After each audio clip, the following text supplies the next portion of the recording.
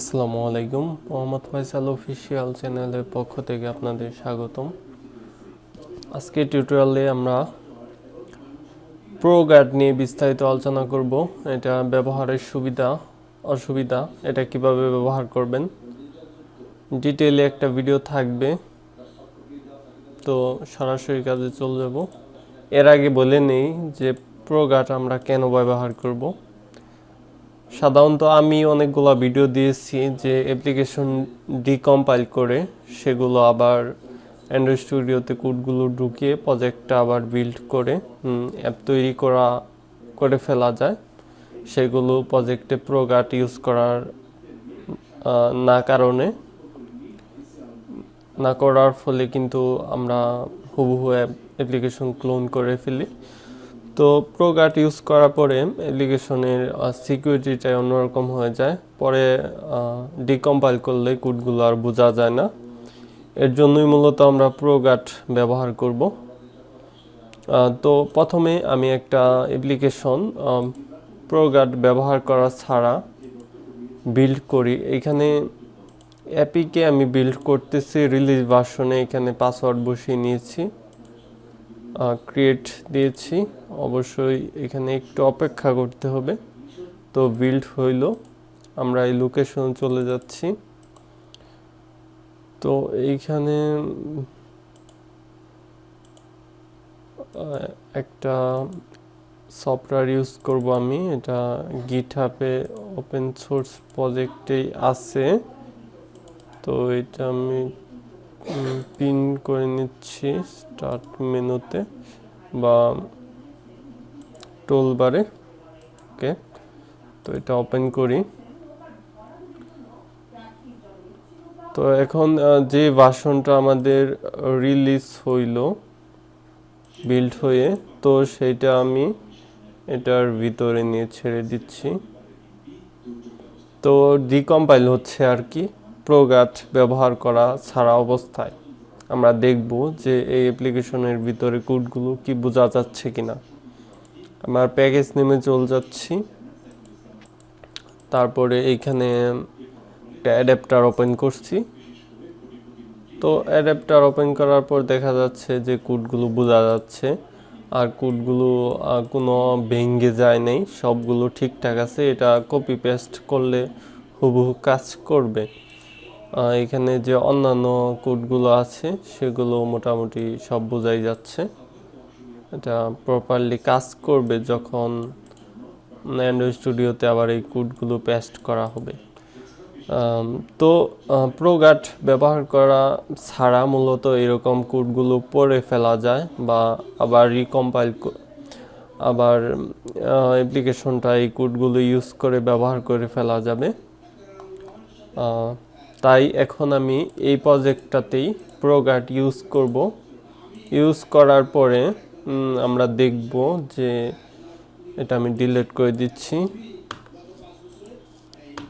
Delete করে প্রোগার্ড use করে আবার বিল্ড করে আমরা টেস্ট করব এটা ব্যবহার করে, যে আমরা সেই কোডগুলো কি ভালোভাবে পড়তে পারতেছি কিনা। প্রোগার্ড ইউজ করার জন্য এখানে মোটামুটি এটাই কার্যকরী আছে। তো মিনিফাই এনাবল করলেই হবে আর কি। বাই ডিফল্ট এটা ফলস থাকে, যেহেতু এখানে যে রোলস ফোল্ডারটা আছে প্রোগার্ড রোলস প্রো, সেটাতে কোনো বাই ডিফল্ট রোলস যুক্ত করা থাকে না। তো তার জন্য এটা মূলত ফলস থাকে। তো আপনারা যদি এই প্রোগার্ড রোলস প্রো এর ভিতরে গিয়ে কিছু রুলস যুক্ত করেন, সেই ক্ষেত্রে আপনাদের এইখানে ট্রো করতে হবে।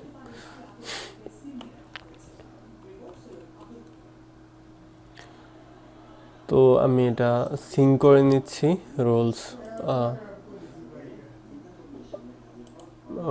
এনাবল করার পরে। তো এখন রুলসের ভিতরে গিয়ে আমি আপনাদের দেখিয়ে দিচ্ছি। আর আমার ভিডিওর ডিসক্রিপশনে অথবা আমার গ্রুপে পোস্টের ভিতরে আমি এইটুক আপনাদের দিয়ে দেওয়ার ট্রাই করব। এইখানে যেই লেখাগুলো দেওয়া আছে এইটুক হলেই মোটামুটি চলবে। আর এইখানে যে কি ফাইলগুলো আপনারা দিবেন সেটা হলো আপনাদের প্যাকেজ নেমের উপর ডিপেন্ড করবে। আমার এইখানে যে প্যাকেজ নেমটা আছে com Faisal tech any QR barcode scanner, তো সেই সেই প্যাকেজ নেমটাই মূলত এখানে দেওয়া। আপনারা কিভাবে দিবেন আমি দেখাচ্ছি। মেনলি হবে আপনাদের যে অ্যাক্টিভিটিগুলো তৈরি করছেন সেগুলোতে ব্যবহার করবেন। এখানে কম দিবেন প্রথম প্যাকেজ নেম ডট অটোমেটিকলি আসবে। এখানে আমার আছে ফয়সাল টেক ডট যে প্যাকেজ নেম এ পর্যন্ত গেলাম, যাওয়ার পরে এইখানে মেন এটা মূলত অ্যাক্টিভিটি, তো এই অ্যাক্টিভিটিটা অলরেডি দেওয়া আছে। তো আপনারা এইখানে যদি আপনাদের ফ্র্যাগমেন্ট হয় সেক্ষেত্রে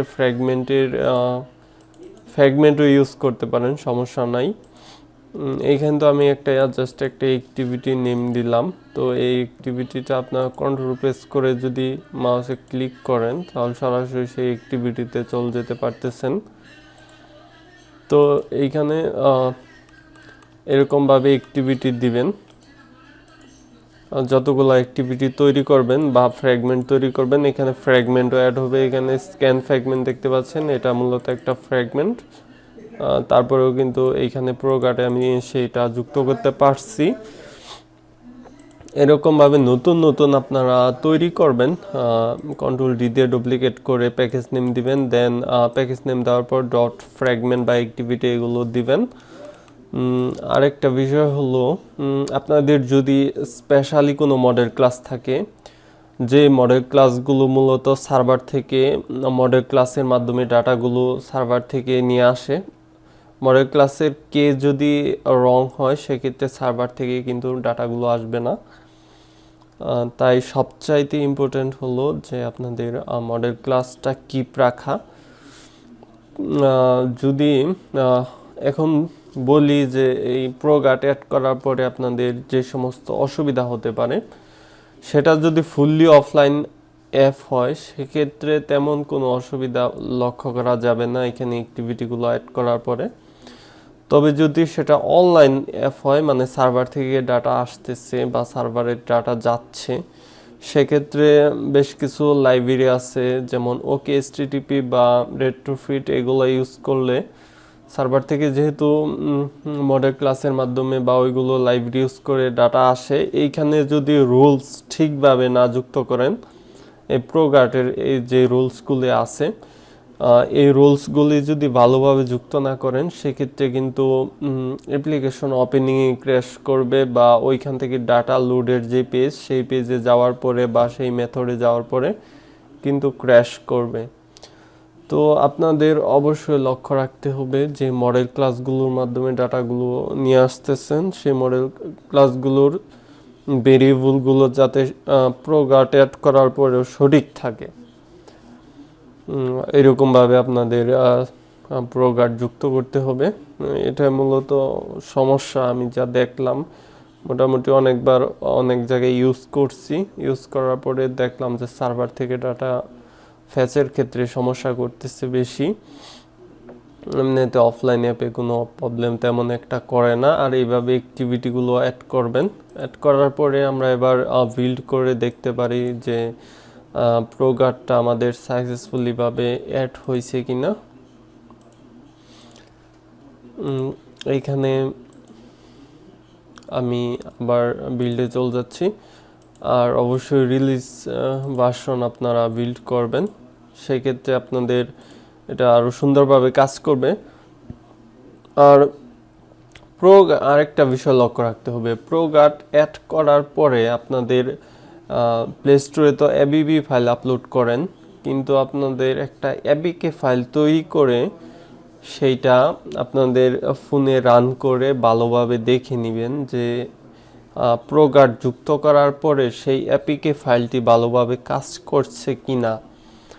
যদি কাজ না করে সেক্ষেত্রে আপনাদের রুলস ভালোভাবে যুক্ত করতে হবে অথবা প্রোগার্ডটি রিমুভ করতে হবে, কারণ আপনি প্রপারলি ভাবে প্রোগার্ডটি যুক্ত করতে পারেন নাই। তো এটা অবশ্যই লক্ষ্য রাখবেন। তো এখানে বিল্ড হোক, অবশ্য অপেক্ষা করতে হবে কিছুটা সময়। প্লে স্টোরে যে অ্যাপ্লিকেশনগুলো ছাড়বেন, আমি আবার বলছি, প্লে স্টোরে যে অ্যাপ্লিকেশনগুলো রিলিজ করবেন, পাবলিশ করবেন, তো সেই অ্যাপ্লিকেশনটি এবিবি ফাইল তৈরি করার আগে একটা অ্যাপিকে ফাইল তৈরি করবেন প্রোগার্ড ইউজ করে। যদি সেই অ্যাপিকে ফাইলটা আপনার ফোনে প্রপারলি ভাবে কাজ করে সেক্ষেত্রে আপনি সেই অ্যাপ্লিকেশনটি প্লে স্টোরে ছাড়তে পারেন, সমস্যা করবে না। রিলিজ ভার্সনের অ্যাপিকে ওইটা ইনস্টল দিয়ে দেখবেন, যদি সমস্যা না করে তাহলে প্লে স্টোরে সমস্যা করবে না। আর যদি দেখেন যে এপিকে ফাইলে সমস্যা করতেছে রিলিজ ভার্সনে, তাহলে তো এবিবি ফাইলেও ওইটা আপলোড হওয়ার পরেও সমস্যা করবে প্লে স্টোরে। তো এটা অবশ্যই লক্ষ্য রাখবেন।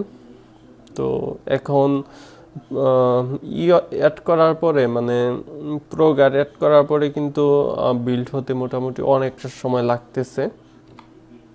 তো ভিডিওটা পজ করে দিছিলাম যেহেতু দেখা যাচ্ছে এখানে প্রায় 3 মিনিটের মতো সময় ধরে বিল্ড হইলো, তাই ভিডিওটা আর কি লং করি নেই, যার জন্য পজ করে দিছি। এখন এই লোকেশন চলে যাব। লোকেশনে যাওয়ার পর এই যে রিলিজটা আছে সেটা আমি এইটাতে দিয়ে দিচ্ছি, ছেড়ে দিলাম। তো এটা ডিকম্পাইল হচ্ছে প্রোগার্ড যুক্ত করার পরে, অবশ্যই একটু অপেক্ষা করতে হবে। ওকে, চলে আসছে। এবার আমরা কম ফাইল, তারপর প্যাকেজ নেম, তারপর যে অ্যাডাপ্টারে প্রথম গেছিলাম সেই অ্যাডাপ্টারটা এখানে তো খুঁজেই পাচ্ছি না ভাই। তো আমি কিভাবে দেখাবো সেই অ্যাডাপ্টারটা? ভিতরে কোডগুলা যদি নাই থাকে, এমন কম্প্রেস করছে যেটার ভিতরে কুড়ি আপাতত দেখা যাচ্ছে না। আর যেগুলো দেখা যাচ্ছে এই যে F34 বা সিঙ্গেল মানে ওয়ান লেটারের যে ভেরিয়েবলগুলো আছে, তো সেইগুলো তো সম্ভব না ক্লোন করা, সেগুলো আপাতত সম্ভব না। এই যে এরকম যদি একদমই থাকে, এরকম যদি কোডগুলো সব ভেঙে ভেঙে যায় তাহলে সেটা কিন্তু ডিকম্পাইল করা সম্ভব না। আর তেমন বেশি একটা বোঝাও যায় না যে এখানে মূলত কোন ধরনের কোড করা হয়েছিল। এরকম যদি ভেরিয়েবলগুলো ভেঙে ভেঙে যায় মেথডগুলো, তাহলে কিন্তু বোঝা খুবই মুশকিল। তাই যেহেতু আপনারা অনেক পরিশ্রম করে একটা অ্যাপ্লিকেশন তৈরি করেন, আমি মনে করি যে প্রোগার্ড যুক্ত করে পরে যদি পাবলিশ করেন সেক্ষেত্রে আপনাদের অ্যাপ্লিকেশনটি কিন্তু আর ডিকম্পাইল করে অ্যাপ্লিকেশন থেকে তথ্য হাতে নেওয়া যাবে না। তো এই টিউটোরিয়াল আর লং করব না, সর্বশেষ একটা কথা বলি। অনেকেই পার্সোনালি অনেকে মেসেজ দেয় বিভিন্ন সমস্যার কথা বলে।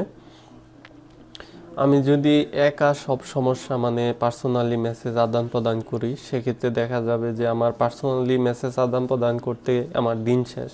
তো আমার নিজের কাজ আছে বা অন্য অন্য কাজও আছে, বা মাঝে মাঝে হঠাৎ আমি বাইরে বেড়াতেও যাই।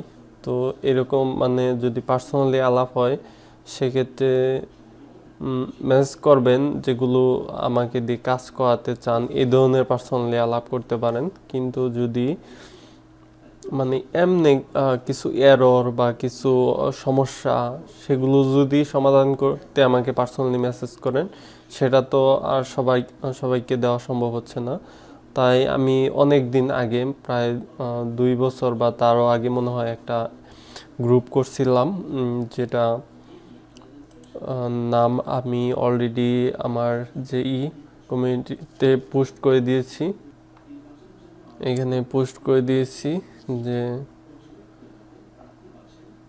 কোনো জিজ্ঞাসা বা সমস্যায় পড়লে পোস্টের ডিটেল সহকারে স্ক্রিনশট আর বিস্তারিত লিখে এই গ্রুপে সরাসরি পোস্ট করে দিতে। অ্যাপ ডেভেলপমেন্ট ভিডি ফেসবুক গ্রুপ। তো আশা করি আপনারা এটাতে আপনাদের সমস্যাগুলি পোস্ট করবেন। ইনশাল্লাহ আমি সময় পেলে সেইগুলা রিপ্লাই দিয়ে দেওয়ার ট্রাই করবো আর কি। তো এই ভিডিও লং করবো না, এই পর্যন্তই। নেক্সট টিউটোরিয়ালগুলো দেখা আমন্ত্রণ রইল। আল্লাহ হাফেজ।